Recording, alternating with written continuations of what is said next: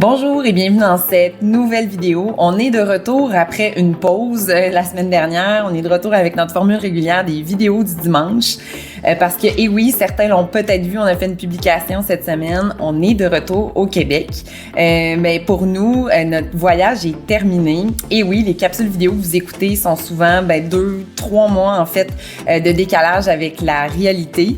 Mais ne vous inquiétez pas, on continue à publier des vidéos sur la suite de nos aventures en Amérique du Sud. Pour ceux qui se demandent, et oui, il y aura une vidéo récapitulative de toutes nos aventures à la toute fin où on reviendra sur l'ensemble de notre expérience et de cette année sur la route.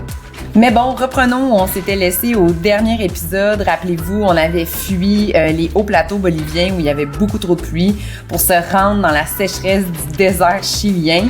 Et plus précisément, on se dirigeait tranquillement vers une zone qu'on avait très hâte d'aller visiter, c'est-à-dire le désert d'Atacama. Le désert d'Atacama est notamment connu parce que c'est le lieu qui serait le plus aride sur la planète. Pour vous donner une idée, en moyenne par année, le désert reçoit 0,1 mm d'eau, ce qui est très peu. Et aussi, il y a des zones dans le désert où il n'y aurait pas plu pendant près de 400 ans. Par contre, ça en fait un désert hyper agréable à visiter parce qu'il n'est pas trop chaud. On est quand même situé à des altitudes de 2500 mètres en moyenne. Puis on est situé aussi entre l'océan Pacifique et la cordillère des Andes. Il y a beaucoup d'activités volcaniques dans le coin, plein de choses à voir. Bon, on quitte ce magnifique endroit. C'était vraiment bien, très calme. Ça a été très froid cette nuit. Ça a descendu. Hier soir, on était super bien, mais ça a descendu probablement à 2-3 degrés cette nuit. C'est tellement sec. Puis on est quand même sur un haut plateau à 2500 mètres. Fait que je pense que c'est normal. Mais bon, c'est pas grave. Ce matin, c'était vraiment calme. Moins de vent qu'hier soir. Surtout très beau. On voit bien les montagnes au fond. Vraiment magnifique. Fait qu'aujourd'hui, on décolle et on s'en va à San Francisco des Chiu Chiu. Petite ville très cute. C'est ça, dans le désert d'Atacama. Il paraît que c'est vraiment bien. On va aller voir ça. Puis après, on s'en va voir un geyser. À suivre. Alors qu'on quitte l'endroit où on a dormi et qu'on est quand même tout compte fait très loin de tout, on trouve quand même des zones où il y a énormément de déchets, comme si le désert servait un peu de dôme pour souvent des gros électroménagers. On trouve des TV, des matelas, des divans. C'est quand même assez surprenant et ça nous rappelle un peu le Pérou. Quand on est arrivé au mignon petit village de San Francisco des Chiu Chiu.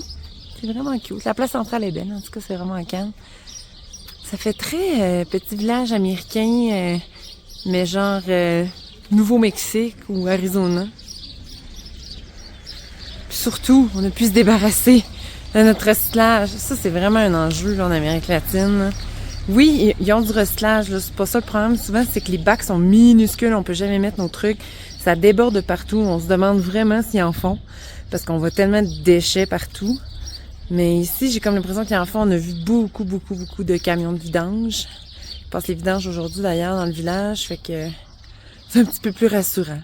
Après une courte visite du tout petit village de San Francisco des Chiu Chiu, on a repris la route direction la frontière avec la Bolivie pour s'enfoncer dans le désert et aller voir des geysers.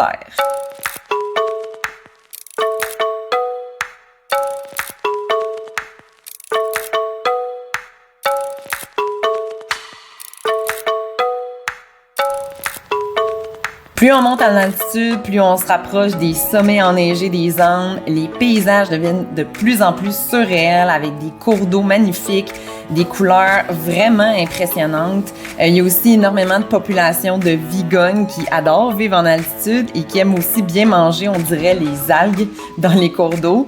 Et aussi, fait étonnant, on a appris qu'il pouvait y avoir des autruches en Amérique du Sud. En fait, ce qu'on a devant nous, c'est pas tout à fait des autruches. En regardant sur Internet, on découvre que ça s'appelle des nandous de Darwin ou l'autruche d'Amérique du Sud, parce que ça vient de la même famille que des autruches et des émules.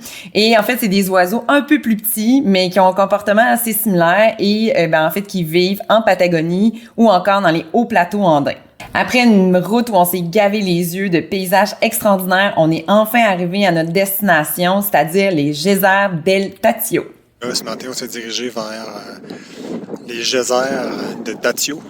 de El Tatio, et qui sont vraiment au pied des montagnes. Et juste derrière, en fait, là, toutes ces montagnes-là, c'est la frontière avec la Bolivie.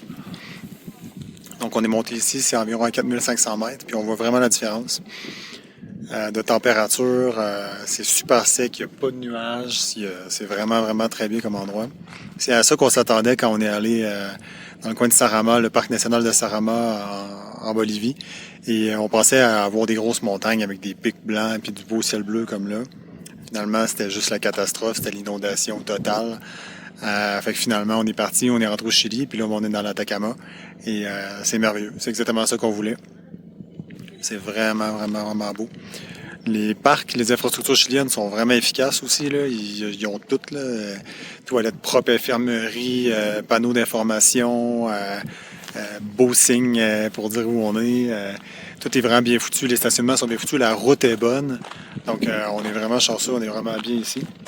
Situé à 4280 mètres d'altitude, le site comprend 80 geysers, ce qui en fait le plus gros site de geysers de l'hémisphère sud et aussi le 3e plus gros au monde après le site de Yellowstone et la vallée des geysers en Russie. Le panneau d'explication, il dit que on est situé à 4300 mètres, que c'est les plus hauts geysers au monde et que c'est l'équivalent de 8% des égeurs du monde sont ici. Et c'est les 3e plus gros sur la planète. Fun fact. Quand même intéressant. Il y en a partout. Le site est tellement bien aménagé. Là. Les Chiliens, là, ils ont tellement compris comment ça marche. On se croirait aux États-Unis.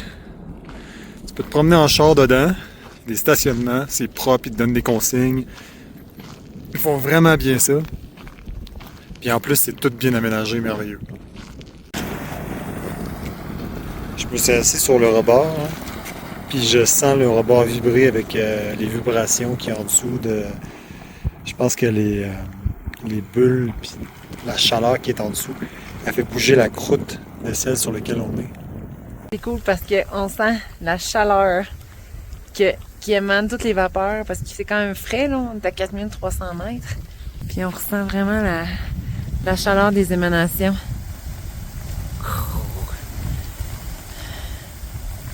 Ça donne envie d'aller dans un spa, mais bon, je pense qu'on cuirait comme des petits poulets.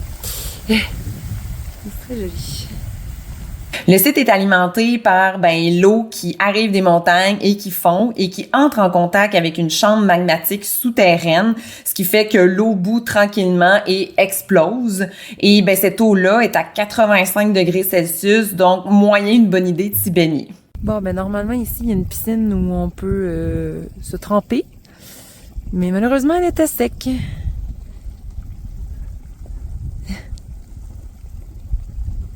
On nous avait recommandé d'arriver quand même assez tôt le matin, c'est-à-dire aux alentours de 6 heures, parce que c'est à ce moment-là que les colonnes d'eau sont les plus hautes, c'est-à-dire environ 10 mètres de haut. On est un peu lent le matin, il y avait quand même pas mal de route à faire, donc on est arrivé plus sur l'heure du dîner. Mais quand même, le site est magnifique, très impressionnant. On a quand même vu des explosions d'eau.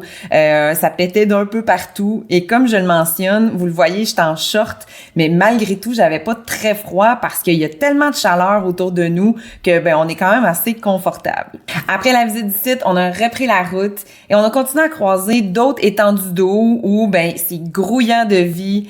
Il y a plein, encore une fois, de vigognes, mais aussi d'oiseaux vraiment mignons qui nichent, par exemple. On a vu aussi des flamants roses. Donc, c'est quand même assez surprenant qu'on soit dans les aussi hautes altitudes où la vie est quand même assez aride, mais qu'on retrouve autant d'espèces animales. On a aussi pu observer au loin un volcan qui fume. Très surprenant aussi de pouvoir voir qu'il y a autant d'activités volcaniques à la frontière du Chili et de la Bolivie. Comme les nuits sont très fraîches en altitude, on parle parfois de température de moins 20 degrés Celsius. On a décidé pour notre campement du soir de redescendre et de retrouver un peu la chaleur. Bon, autre jour, autre petit camping, mais cette fois-ci, on est toujours dans le désert, mais au pied des volcans. On voit des volcans au loin qui bordent la Bolivie et le Chili. Très joli. Il fait très chaud, beaucoup plus chaud qu'hier soir. On est arrivé un petit peu plus tôt aussi au campement. Il est 5h30. C'est chaud et sec au moins, donc c'est confortable. Tous les gens qui veulent visiter le désert d'Atacama, ben c'est un incontournable. Tout le monde passe par la ville de San Pedro de Atacama, un hub hyper touristique, mais qui a quand même son charme. On est donc allé faire quelques courses histoire d'avoir assez d'eau et de nourriture, et on est reparti à la conquête d'une autre attraction du désert d'Atacama.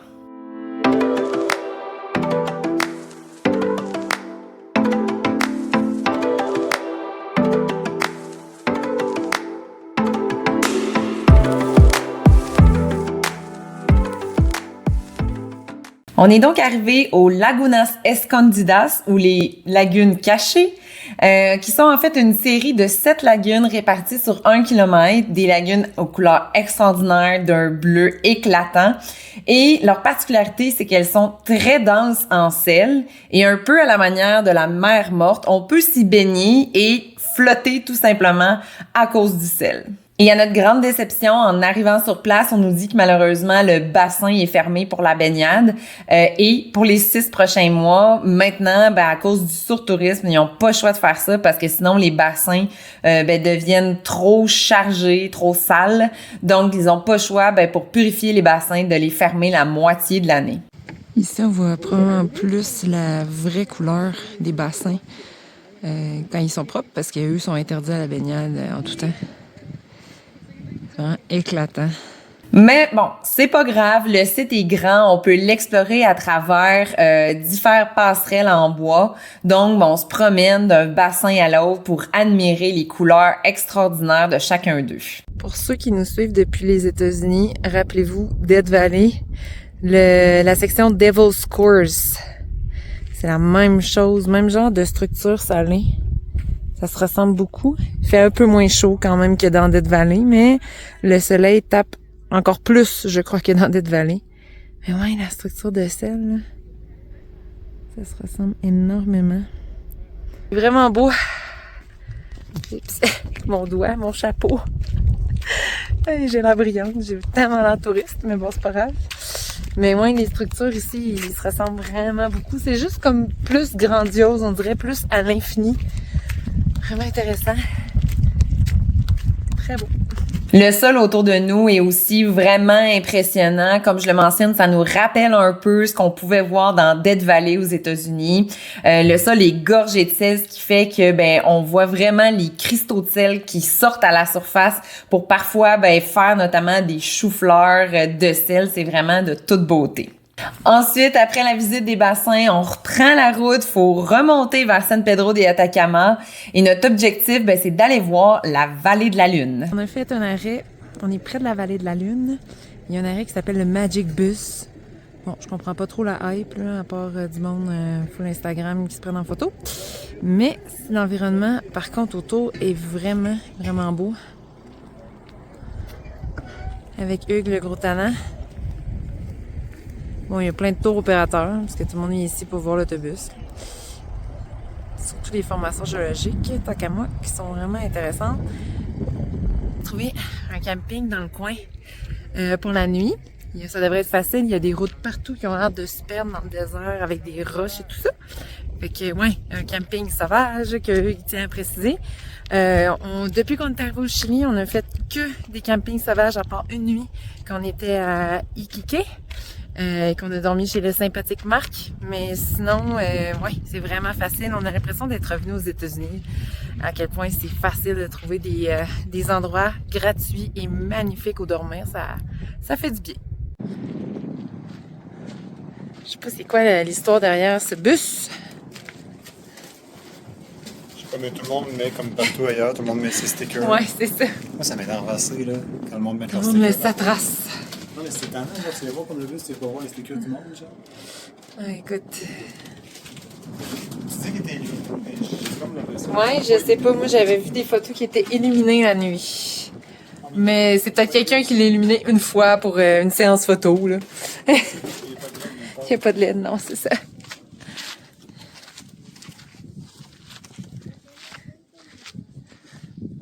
On prend ensuite un peu d'auteur pour pouvoir admirer les structures rocheuses autour de nous, mais aussi les volcans au loin. Le désert d'Atacama est vraiment impressionnant parce que c'est pas nécessairement un désert de dunes et de sable, mais plutôt de structures multicolores vraiment impressionnantes et surprenantes. Le désert d'Atacama connaît aussi une durée d'ensoleillement record, ce qui en fait un des ciels les plus clairs au monde. Il y a énormément de stations de recherche astronomique qui ont été installées un peu partout dans le désert d'Atacama. Après avoir passé une belle journée à explorer les diverses attractions du désert d'Atacama, il était temps de se trouver un endroit où passer la nuit.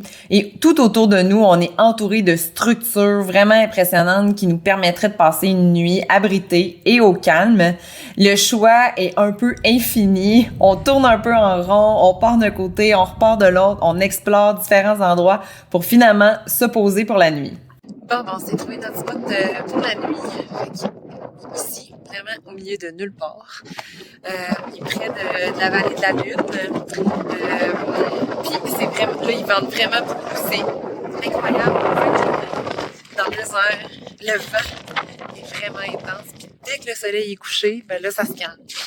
Mais moi, en ce moment, là, c'est la période de grand vent. Ce qui est aussi impressionnant, c'est qu'il y a comme une genre de rivière de sel qui passe juste derrière notre campeur.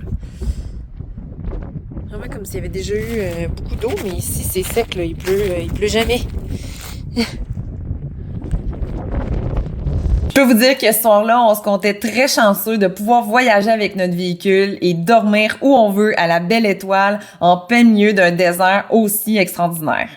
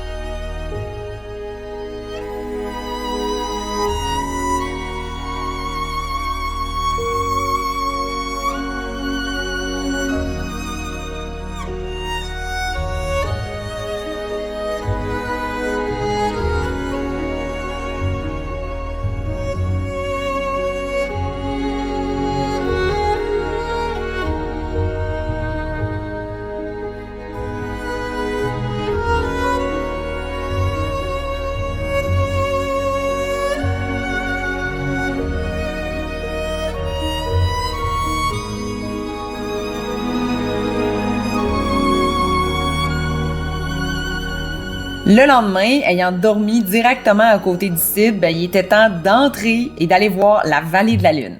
Oh yeah, vallée de la Lune aujourd'hui.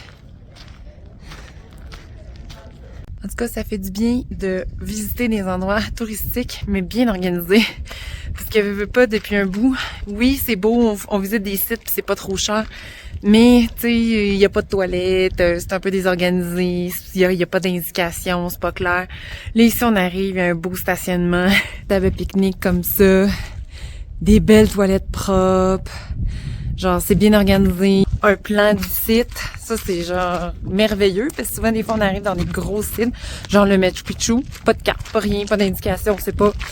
Ici, on nous a fait une explication détaillée du site, combien de temps ça prenait, en termes de kilomètres, tout ça. On nous a donné une belle carte. Fait que c'est le fun, c'est organisé. On paye, là, ça coûte comme un 12 $ par personne, mais au moins, on paye pas pour rien. Fait que ça fait du bien. La vallée de la Lune, en fait, c'est un site immense dans lequel on peut se promener avec son véhicule, mais aussi à pied pour aller explorer différents secteurs. La vallée de la Lune a été modelée pendant des millénaires par l'érosion de l'eau et du vent, ce qui fait qu'on peut y observer des choses hyper intéressantes comme des canyons, des crêtes pointues, des ravins, des monticules de différentes couleurs qui donnent une apparence qui ressemble à la Lune. Comme tout le reste du désert d'Atacama, la vallée de la Lune se caractérise par l'absence d'humidité, ce qui fait que y a pas beaucoup de vie qui peut y survivre. On dit en fait qu'il y a probablement juste une espèce de lézard qui est capable de survivre dans la vallée de la Lune. C'est drôle, c'est la seule plante du coin. On a lu au musée d'interprétation qu'il y avait des microclimats parfois entre des roches au pied d'une dune. Fait que peut-être qu'il y a parfois quelques petites gouttes d'eau qui atterrissent ici. Cette pauvre plante survit. Parce que nulle part on voit de signe de vie. J'ai vu un lézard au centre d'interprétation. Premier signe de vie depuis très longtemps dans le désert. Mais ouais. À part des humains, il n'y a pas grand-chose de vivant ici. D'ailleurs, la vallée de la Lune porte très bien son nom parce qu'il y a des astronomes et des équipes spatiales qui viennent y tester leur équipement. Les multiples couleurs qu'on peut observer dans le désert sont notamment dues au mouvement tectonique qui a eu lieu des millions d'années puis qui a fait soulever des couches sédimentaires de sel, d'argile et de gypse. Maintenant fermée aujourd'hui, il y avait une mine dans la vallée de la Lune où on pouvait y extraire du sel et d'autres minéraux. La vallée de la Lune est vraiment un endroit extraordinaire qu'on a beaucoup apprécié pour la diversité des choses qu'on peut y voir. C'est très grand. On aurait pu y passer une journée entière. C'est vraiment aussi de toute beauté de pouvoir observer ça. Voilà, c'est tout pour aujourd'hui. Dans la prochaine vidéo, on retourne en Bolivie et on tente une ascension qui nous mettra à rude épreuve. Oh my god. Ouf, plus dur que toutes les ascensions que j'ai faites dans ma vie. J'en ai pas fait ni masse. C'est vraiment dur. N'oubliez pas, si vous avez aimé cette vidéo, laissez-nous un j'aime et un commentaire. Si vous êtes nouveau sur cette chaîne, abonnez-vous. Merci beaucoup. Bye.